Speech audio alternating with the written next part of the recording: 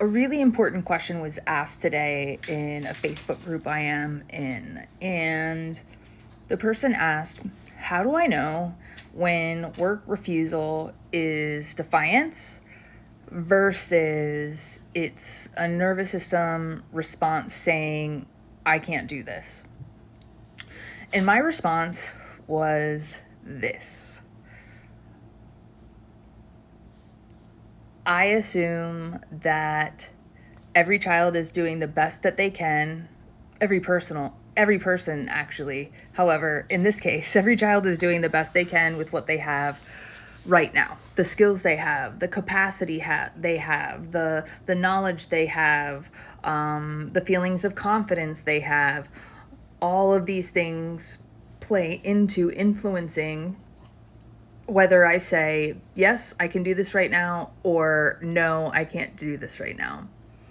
I think that where there is a misunderstanding is that when we see someone saying, I don't want to do that, or no, or anything that our nervous system as an adult sees as, defiance, not respecting our authority, not, doing what you're supposed to do, etc. Our brain fills in the behavior with stories that are common to us. And one of the things that I help people with is seeing it in a new way. So if behavior and meltdowns that can sometimes look like defiance, can sometimes look like fighting, can sometimes look like shutdown, it can look like a lot of different things. When we see it as what historically we believe that behavior represents, then we're usually, 95% of the time going to get it wrong. And we are not going to support the child in the way that they need to be supported. Not because we're wrong and bad and we're screwing it up and all of this. It's because we haven't been taught what behavior really is. We've just been taught to look at the clues that we see in the behavior and go, where have I seen that before and what have I made it mean in the past? And a lot of times, if not most of the time, that leads to us perceiving behavior as rude and upsetting and all of these things because we as adults that guide children have this idea of how it's supposed to go. And then if it doesn't go that way, then we make it a judgment against ourselves and or against the child. So when we see it as, there's something going on where this particular child is saying they don't want to or they can't and they're refusing to do the work.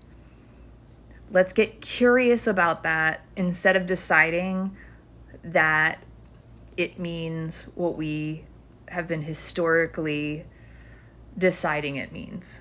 So can we look at defiance and get curious about it and ask ourselves some questions about it rather than deciding that kid's a jerk?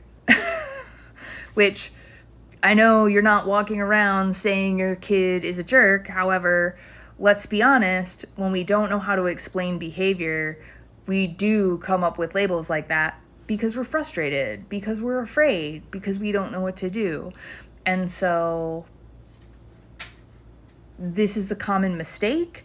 And when we decide we know what specific behavior means, then in most cases, we're wrong. And we're going to be wrong every time. And then that means that the solutions that come to mind are also not going to address the real problem, the real challenge. And that's what the kids need from us, is to be able to address what's really going on, not what we think is going on.